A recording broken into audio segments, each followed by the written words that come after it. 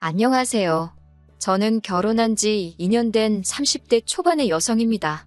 평생의 반려자로 믿었던 남편이 바람을 피웠습니다.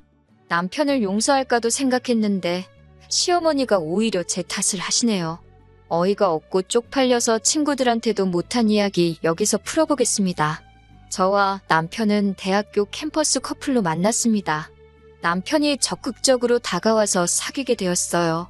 졸업 후 저는 의류 관련 회사에 입사했고 남편은 저보다 1년 정도 늦게 취직을 했습니다. 그리고 서로 3년쯤 직장 생활을 한 후 우리 둘이 사업을 한번 해보자며 의류 도매 사업을 시작하게 되었어요. 사업이 기대 이상으로 빨리 성장해서 이듬해에는 추가로 직원들도 채용해야 할 정도였습니다. 그 후 사업이 안정기에 접어들면서 남편은 저에게 청혼을 해왔고 저도 당연히 기쁜 마음으로 받아들였어요. 평생 이렇게 행복하게 살 줄 알았네요. 양가 부모님이 각자 먼 지방에 거주하고 계셨기 때문에 6년의 연애 기간 동안 따로 찾아뵌 적이 없었습니다. 그러다 본격적으로 결혼 이야기가 나오면서 만나게 되었죠. 남편에게는 작은 사업체를 운영하시는 시아버지와 전업주부이신 시어머니가 계셨고 2살 어린 여동생이 있었습니다. 처음 인사드리러 간 날 시아버지께서는 남편에게 어디서 참한 여자를 데려왔다며 제주도 좋다고 하셨습니다. 그러면서 저에게 모든 일은 여자가 하기 달렸다며 항상 행실을 바르게 하고 현명하게 행동하라는 덕담을 해주시더라고요. 여기까지는 정말 좋게 받아들였어요. 그런데 시어머니께서 쓸데없는 말을 덧붙이셨습니다.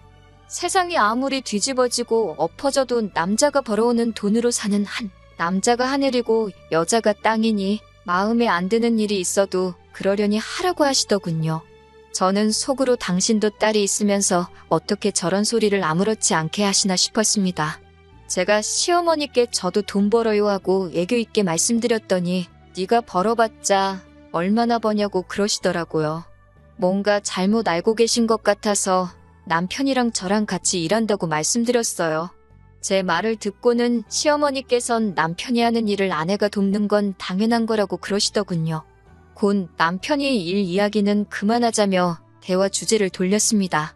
서울로 올라오는 길에 남편에게 나는 당신 일을 돕는 게 아니고 같이 일하는 건데 왜 시어머니께선 내가 단순히 당신 일을 돕는다고 생각하시는 거냐고 물었어요. 남편은 시어머니가 워낙에 아들 자랑하는 맛으로 사는 양반이라서 자기가 일을 더 많이 하는 것처럼 부풀려서 말했다며 미안하다고 하더라고요. 남편 말대로 시어머니께서는 아들 자랑을 정말 끊임없이 하셨습니다. 문제는 그런 자랑을 하시면서 꼭 주변 사람을 깎아내리셨어요. 한 번은 결혼하고 얼마 되지 않았을 무렵 시댁에 내려간 일이 있었습니다. 시어머니께서는 주말에 교회분들하고 식사를 하기로 하셨다며 서울에 올라가기 전에 저희더러 들려서 인사라도 한번 하고 가려고 하시더군요. 그렇게 약속 장소에 도착해 인사를 드리고 자리에 계신 분들께서 저희에게 둘 다 TV에 나오는 사람들 같다며 보기 좋다고 칭찬들을 해주셨습니다. 그러자 시어머니께서는 그렇지 않아도 어렸을 때 당신 아들 연예인 시키라는 사람들이 그렇게 많았다면서 인물 좋지 머리 좋지 뭐 하나 빠지는 게 없다고 한술 더 뜨시더라고요. 거기서 끝났으면 저도 단순히 엄마로서 아들 자랑 하시는구나 하고 말았을 텐데 갑자기 우리 새아가는 아들에 비해 인물은 평범해도 심성이 엄청 곱단 말을 덧붙이시더군요. 이건 거의 욕 아닌가요?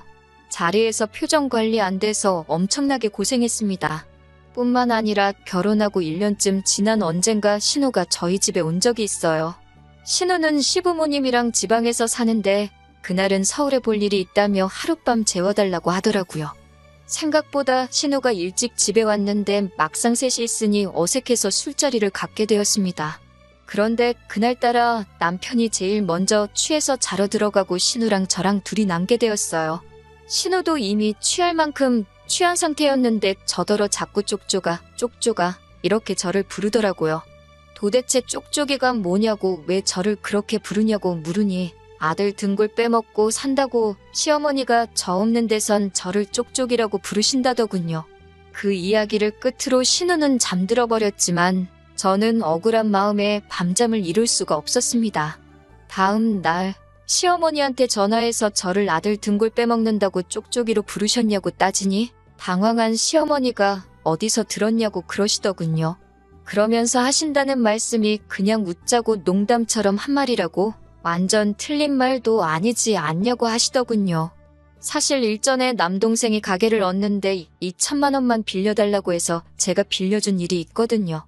부모님보단 누나가 편해서 이야기하는 거라고 했었고 이자도 톡톡히 준다고 해서 딱 2달 빌려줬습니다. 아무리 그래도 어떻게 이자를 받냐고 하니 그럼 누나랑 매형 선물이라도 해주고 싶다며 명품 지갑 하나씩 사주더라고요. 그런데 남편이 이 일을 시어머니께 자기가 무슨 처남 가게라도 차려준 듯 과장해서 이야기를 했고 그 이야기를 들으신 시어머니께서는 다시 저에게 연락을 하시고는 왜 남편이 힘들게 벌어온 돈을 친정에 빼돌리냐며 그러는 거 아니라고 호통을 치셨어요. 생각보다 일이 커지자 남편이 나서서 자기가 수습하겠다며 시어머니께 해명 아닌 해명을 해서 오해가 다 풀린 줄 알았는데 그게 아니었나 봅니다. 시어머니는 그 사건 이후로 제가 남편 등골이나 빨아먹는 여자라고 생각하셨던 모양이에요. 저는 고민 끝에 남편에게 사업을 따로 해보자고 했습니다. 남편은 의외로 흔쾌히 좋다며 기왕 이렇게 된 거 생활비도 반반씩 부담해보자고 하더군요. 저도 차라리 그렇게 하면 시댁에서 말 나올 일도 없고 낫겠다 싶어서 좋다고 했습니다. 남편에게 그런 꿍꿍이가 있는 줄도 모르고 말이죠. 저는 같이 일하던 직원 중 마음이 맞던 여직원과 작은 사무실을 얻었습니다. 그리고는 예전에는 중국에서 대량으로 들여와 팔던 도매에서 벗어나 소량씩 오더를 받아 특정 업체하고만 거래하는 의류도매업을 시작했어요. 다행히 여지껏 사업하면서 인맥 관리를 잘 해놓은 게 있어서 여러 사람의 도움으로 쉽게 자리를 잡을 수 있었네요. 하지만 남편은 기존에 하던 사업이 지겹다며 다른 일을 하겠다더니 와인바를 차리더군요. 말이 좋아 와인바지.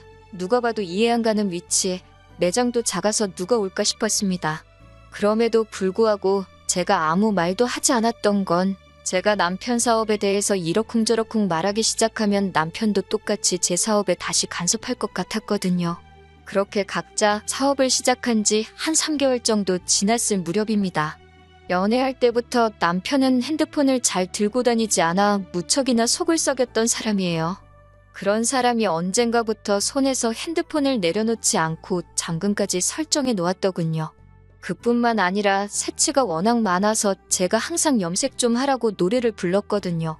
그럴 때마다 자연스러운 게 제일이라며 죽어도 안 하더니 언젠가부터 멋들어진 갈색으로 염색을 하고 다녔습니다. 부쩍 외모에 신경 쓰기 시작한 이후에도 무엇보다도 밖에서 자는 게 싫다며 여행 다니기도 좋아하지 않고 하다못해 찜질방도 안 가던 사람이 사업상 아는 사람을 만나봐야 한다며 이따금씩 외박을 하기 시작했습니다.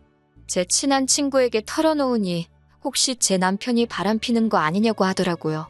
그러다 결정적으로 여자가 생겼다는 확신을 갖게 된 사건이 있었습니다. 저는 그날 모처럼 쉬는 날이라 남편이랑 근교에 가서 꽃구경이라도 좀 할까 생각하고 있었어요. 하지만 남편이 아는 사람하고 상의할 일이 있어서 아침 일찍 나가봐야 한다고 했습니다. 어쩔 수 없이 집에 혼자 남아 대청소를 시작했고 그러다 남편이 미처 숨기지 못한 남편의 카드 명세서를 발견했네요. 백화점에서 값비싼 물건을 할부로 사기도 했고 결정적으로 숙박업소에 간 기록이 남아있었어요. 이튿날 돌아온 남편에게 카드 명세서를 들이밀며 바람났냐고 물으니 너무 순순히 그렇다고 하더군요. 저는 그래도 미안하다고 실수라고 사과하면 한 번은 용서해 주려고 했는데 오히려 그 여자를 사랑한다며 미안하다고 하는 그 모습에 정이 뚝 떨어졌습니다. 이혼하고 싶냐고 하니까 그건 또 잘 모르겠다는데 어이가 없더라고요. 저는 시어머니께 일단 전화를 드렸고 남편이 따로 만나는 여자가 있다고 말했어요. 차마 친정에는 말할 수가 없어서 시어머니께 같은 여자로서 위로라도 받고 싶었습니다. 그런데 시어머니께서는 한숨을 내쉬더니 원래 남자가 잘나면 여자들이 무슨 콩고물이라도 떨어질까 싶어 들러붙는 법이라며 이 또한 지나가리라 생각하고 잊어버리라더군요. 오히려 괜히 일 크게 만들어서 우리 아들 일하느라 바쁜데 괜히 스트레스 받게 하지 말라고 하시면서 말이죠. 통화를 할수록 있던 정, 없던 정 전부 다 떨어져서 제가 그냥 이혼하겠다고 하니까 시어머니께선 말귀를 못 알아먹는다며 마음대로 하라 하셨습니다. 시어머니든 남편이든 진심으로 사과만 해오면 저는 솔직히 소송하지 않고 적당히 위자료만 받고 끝내려고 했어요. 애시당초 같이 살고 있는 집은 친정어머니 명의로 되어 있었고 저희는 전세가 아닌 월세로 돈을 내고 있었기 때문에 아무리 남편이 물고 늘어져도 남편 몫은 하나도 없었거든요. 그런데 남편도 시어머니도 뻔뻔하게 행동을 하니 저도 악에 바치더라고요. 결국 변호사를 사서 그 여자한테 먼저 위자료 청구 소송을 걸었고 이를 알게 된 남편이 절대로 이혼해주지 않을 거라며 엄포를 놨지만 귀책 사유가 남편에게 있었기에 제가 이혼 소송을 또 걸었습니다. 변호사 말로는 남편 앞으로 사업장도 있고 하니 재산 분할을 받을 수 있을 거라고 했습니다. 소송을 시작하고 2달쯤 지나가자 그제서야 남편은 자기가 불리한 상황임을 깨닫기라도 했는지 저에게 합의하자고 하더군요. 저도 하루라도 빨리 이 지긋지긋한 관계에서 벗어나고 싶었기 때문에 위자료 4천과 남편이 몰던 수입차를 제가 가져오는 조건으로 완전히 헤어지게 되었습니다. 저도 제 사연이 여기서 끝이면 참 좋겠습니다만 남편과 이혼하고 한 3달쯤 지났을 때입니다. 시어머니한테서 전화가 걸려왔어요. 시어머니께서는 다짜고짜 당신이 죽게 생겼다며 제발 한 번만 만나달라고 하시더군요. 친정 어머니께 털어놓으니 마지막이다 생각하고 얼굴 뵙고 잘 지내시라 인사라도 하고 오라고 하시더군요. 그리고 며칠 뒤 서울까지 올라오신 시어머니를 만나게 되었습니다. 반년 만에 처음 뵙는 거였는데 매우 수척해지셨더라고요.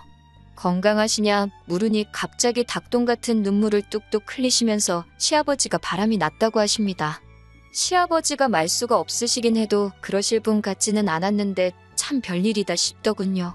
시어머니 말씀은 시아버지가 이혼하자고 하는데 자식이라고 있는 것들이 두 녀석 다 돈이 있는 시아버지한테 달라붙지 자기 편을 들어주는 이가 하나 없다면서 이를 어쩌면 좋겠냐고 저더러 자기를 도와달라 하시더군요. 그 아버지의 그 아들이라더니 참 피는 못 속이는구나 싶었습니다. 저는 시어머니께 따로 해드릴 건 없고 그냥 이혼하시는 게 속 편하실 거라고 조언해드렸어요. 그러자 시어머니는 그럼 자기는 이제 뭘 먹고 사냐고 해서 소송 거시고 위자료 받으시라니까 자기는 그런 거 할 줄 모른다며 자꾸 저에게 도와달라고 하시더라고요. 저는 정말 이번이 마지막이라는 심정으로 하나부터 10까지 제가 했던 그대로 설명을 해드렸습니다. 그러더니 갑자기 시어머니가 저에게 그럼 당신 아들 돈을 4천이나 뜯어간 거냐면서 지독하다고 하시더군요. 그러면서 그 돈을 다시 내놓으랍니다. 당신 아들이 준 돈이니 당신 돈이나 마찬가지라며 그 돈으로 변호사 비용을 내셔야겠답니다. 기가 차서 정말 실소가 나오더라고요. 그동안 잊고 살았던 서름이 갑자기 복받치듯 올라와서 시어머니께 그동안 시아버지하고 자식들 등골을 쪽쪽 있는 대로 빨아먹고 사시더니 이제는 맏며느리 등골까지 빨려고 그러시냐며 왜 이렇게 염치가 없으시냐고 쏘아댔습니다. 그러자 시어머니가 말 다 했냐고 화를 내면서 마시고 있던 냉수를 제 얼굴에 끼얹으시더군요. 저도 질세라 제 앞에 있는 주스를 시어머니 얼굴에 끼얹으면서 이제 엄연히 남남인데 막 하지 마시라 했습니다. 아이고 소리만 연신해대는 시어머니를 뒤로하고 카페를 나오는데 속이 다 후련하더라고요. 그날 이후로 얼마 전까지 저는 일에만 몰두하며 살았습니다. 집에 있으면 잡생각이 자꾸 나서 우울해졌기에 정말이지 일하고 집만 오가며 살았던 것 같아요. 그래도 덕분에 지금은 연예인들한테 협찬도 하고 해외로 수출도 하고 제가 목표했던 바를 하나씩 이뤄나가게 되었습니다. 그러다 얼마 전 정말 우연히 예전 신우를 만나게 되었습니다. 의료업계 종사자들하고 같이 술자리를 하게 되었는데 자기 회사 인턴이라며 아는 대표가 신우를 데리고 나왔더라고요. 처음부터 신우에겐 나쁜 감정은 크게 없었기 때문에 반갑게 인사를 할 수 있었습니다. 술자리가 파하고 집에 가려는데 신우가 저를 기다리고 있더라고요. 예전처럼 언니네서 하루 자고 가도 되냐고 묻길래 그러라 했습니다. 사실 같이 한 세월이 있어서 그런지 전 남편 소식이 좀 궁금하긴 하더라고요. 간단히 말하자면 전 남편이 만나던 여자는 남자 등쳐먹기로 유명한 여자였대요. 애초에 처음부터 남편의 돈을 목적으로 접근한 것이었고 저랑 이혼하고 얼마 되지 않아 여자한테 돈 다 털리고 그나마 가지고 있던 사업인 와인바도 망했답니다. 시아버지는 시어머니하고 별거에 들어가셨고 오갈 곳 없어진 남편과 시어머니 둘이 같이 살고 있다네요. 신우는 지금은 고시원에 머물면서 직장생활 시작했고요. 신우에게 잘 지내라고 가끔 연락하면 언니가 맛있는 거 사준다 했습니다. 전 남편에게는 내 소식은 전하지 말아달라 하니 알겠다곤 했는데 솔직히 전에도 저는 뭐 꿀릴 거 없어서 걱정하진 않습니다. 앞으로도 지금까지 그랬던 것처럼 최선을 다해서 열심히 살아야겠다는 생각뿐이에요.